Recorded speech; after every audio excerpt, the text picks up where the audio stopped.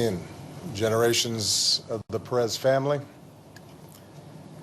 President Rivlin, Prime Minister Netanyahu, members of the Israeli government and the Knesset, heads of state and government, and guests from around the world, including President Abbas, whose presence here is a gesture and a reminder of the unfinished business of peace. To the people of Israel, I could not be more honored to be in Jerusalem to say farewell to my friend Shimon Peres, who showed us that justice and hope are at the heart of the Zionist idea. A free life in a homeland regained. A secure life in a nation that can defend itself by itself. A full life in friendship with nations who can be counted on as allies. Always. A bountiful life, driven by the simple pleasures of family and by big dreams. This was Shimon Peres's life. This is the state of Israel. This is the story of the Jewish people over the last century. And it was made possible by a founding generation that counts Shimon as one of its own. Shimon once said, "The message of the Jewish people to mankind is that faith and moral vision can triumph over all adversity." For Shimon, that moral vision was rooted in an honest reckoning of the world as it is. Born in the shtetl, he said he felt surrounded by a sea of thick and threatening forests. When his family got the chance to go to Palestine, his beloved grandfather's parting words were simple. "Shimon, stay a Jew." Propelled with that faith, he found his home. He found his purpose. He found his life's work. But he was still a teenager when his grandfather was burned alive by the Nazis in the town where Shimon was born. The synagogue in which he prayed became an inferno. The railroad tracks that had carried him toward the promised land also delivered so many of his people to death camps. And so from an early age, Shimon bore witness to the cruelty that human beings could inflict on each other. The ways that one group of people could dehumanize another. The particular madness of anti-Semitism, which has run like a stain through history. That understanding of man's ever-present sinfulness would steel him against hardship and make him vigilant against threats to Jewry around the world. But that understanding would never harden his heart. It would never extinguish his faith. Instead, it broadened his moral imagination and gave him the capacity to see all people as deserving of dignity and respect. It helped him see not just the world as it is, but the world as it should be.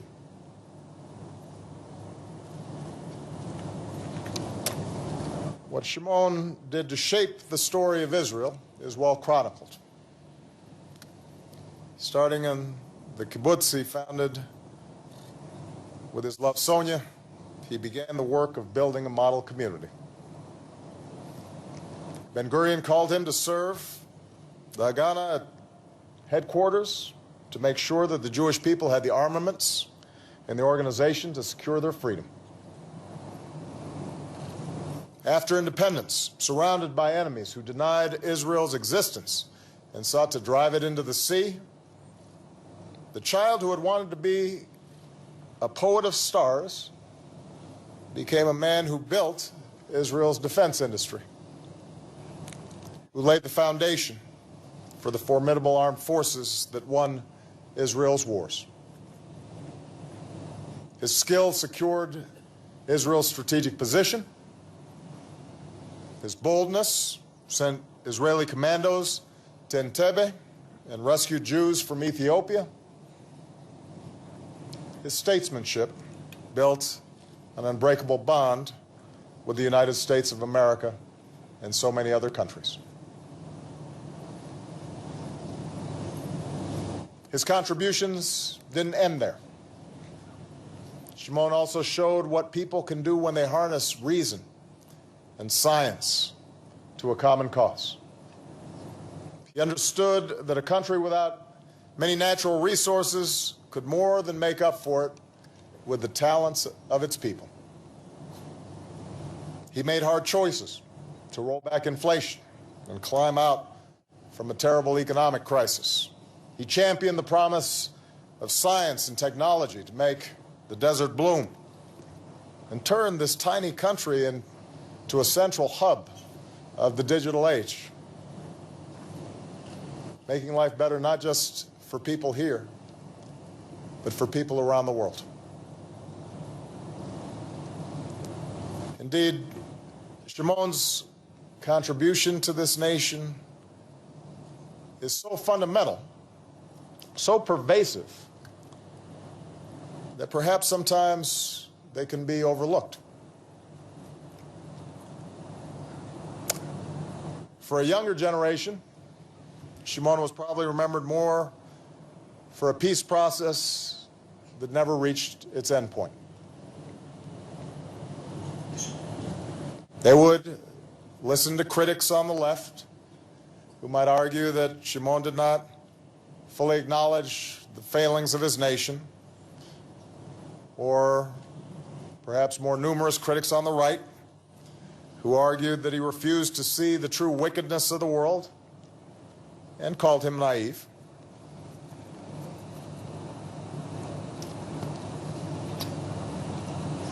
But whatever he shared with his family or his closest friends, to the world, he brushed off the critics. And I know from my conversations with him that his pursuit of peace was never naive. Every Yom HaShana, he read the names of the family that he lost. As a young man, he had fed his village by working in the fields during the day, but then defending it by carrying a rifle at night.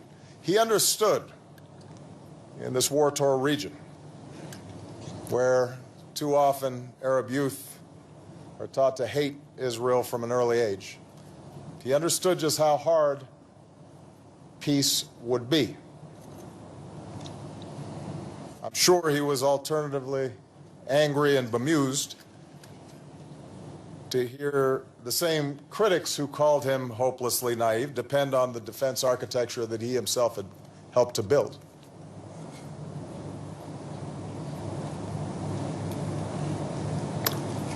I don't believe he was naive, but he understood from hard-earned experience that true security comes through making peace with your neighbors. We won them all, he said of Israel's wars. But we did not win the greatest victory that we aspired to: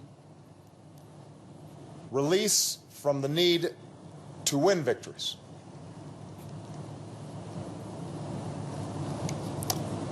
And just as he understood the practical necessity of peace, Shimon believed that Israel's exceptionalism was rooted not only in fidelity to the Jewish people, but to the moral and ethical vision, the precepts of his Jewish faith.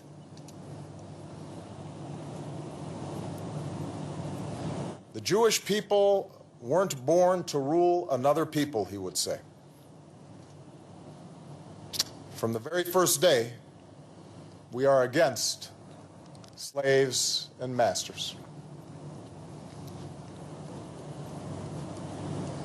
Out of the hardships of the diaspora, he found room in his heart for others who suffered. He came to hate prejudice with the passion of one who knows how it feels to be its target. Even in the face of terrorist attacks, even after repeated disappointments at the negotiation table, he insisted that as human beings, Palestinians must be seen as equal in dignity to Jews and must therefore be equal in self-determination.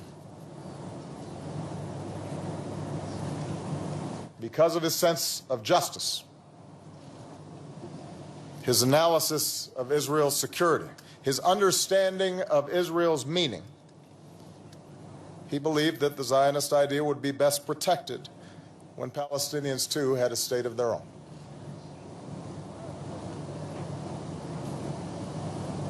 Of course, we gather here in the knowledge that Shimon never saw his dream of peace fulfilled. The region is going through a chaotic time. Threats are ever present. And yet he did not stop dreaming, and he did not stop working. By the time that I came to work with Shimon, he was in the twilight of his years, although he might not admit it. I would be the 10th U.S. president since John F. Kennedy to sit down with Shimon, the 10th to fall prey to his charms. I think of him sitting in the Oval Office, this final member of Israel's founding generation, under the portrait of George Washington, telling me stories from the past, but more often talking with enthusiasm of the present. His most recent lecture, his next project, his plans for the future, the wonders of his grandchildren. In many ways, he reminded me of some other giants of the 20th century that I've had the honor to meet. Men like Nelson Mandela, women like Her Majesty Queen Elizabeth, leaders who've seen so much, whose lives span such momentous epics, that they find no need to posture or traffic in what's popular in the moment. People who speak with depth and knowledge, not in sound bites. They find no interest in polls or fads. And like these leaders, Shimon could be true to his convictions even if they cut against the grain of current opinion. He knew better than the cynic that if you look out over the arc of history, human beings should be filled not with fear, but with hope. I'm sure that's why he was so excited about technology, because for him it symbolized the march of human progress. And it's why he loved so much to talk about young people, because he saw young people unburdened by the prejudices of the past. It's why he believed in miracles, because in Israel, he saw a miracle come true. As Americans and Israelis, we often talk about the unbreakable bonds between our nations.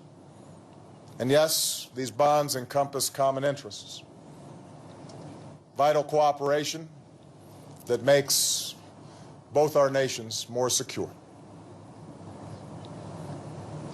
But today, we are reminded that the bonds which matter most run deeper. Anchored in a Judeo-Christian tradition, we believe in the irreducible value of every human being. Our nations were built on that idea. They were built in large part by stubborn idealists and striving immigrants, including those who had fled war and fled oppression. Both our nations have flaws that we have not always fixed, corners of our history which date back to our founding that we do not always squarely address. But because our founders planted not just flags in the eternal soil, but also planted the seeds of democracy, we have the ability to always pursue a better world. We have the capacity to do what is right.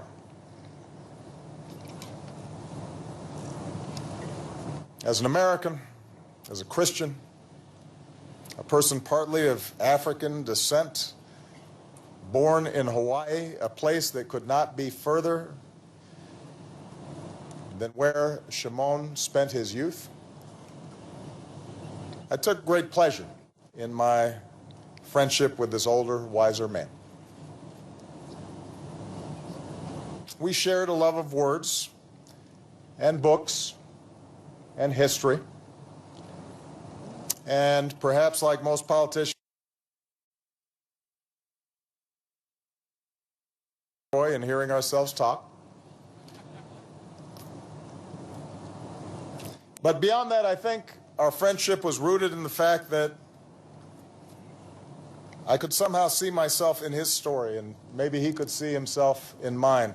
Because for all of our differences, both of us had lived such unlikely lives. It was so surprising to see the two of us where we had started, talking together in the White House, meeting here in Israel. And I think both of us understood that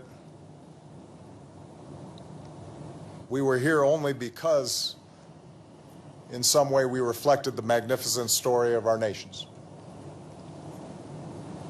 Shimon's story, the story of Israel, the experience of the Jewish people. I believe it is universal. It's the story of a people who, over so many centuries in the wilderness, never gave up on that basic human longing to return home. It's the story of a people who suffered the boot of oppression and the shutting of the gas chamber's door, and yet never gave up on a belief in goodness. And it's the story of a man who was counted on and then often counted out again and again, and who never lost hope. Shimon Peres reminds us that the state of Israel, like the United States of America, was not built by cynics. We exist because people before us refused to be constrained by the past or the difficulties of the present. And Shimon Peres was never cynical. It is that faith, that optimism, that belief, even when all the evidence is to the contrary, that tomorrow can be better, that makes us not just honor Shimon Peres, but love him. The last of the founding generation is now gone. Shimon accomplished enough things in his life for 1,000 men. But he understood that it is better to live to the very end of his time on earth with a longing not for the past, but for the dreams that have not yet come true. An Israel that is secure in a just and lasting peace with its neighbors. And so now this work is in the hand of Israel's next generation. In the hands of Israel's next generation and its friends. Like Joshua, we feel the weight of responsibility that Shimon seemed to wear so lightly. But we draw strength from his example and the fact that he believed in us, even when we doubted ourselves.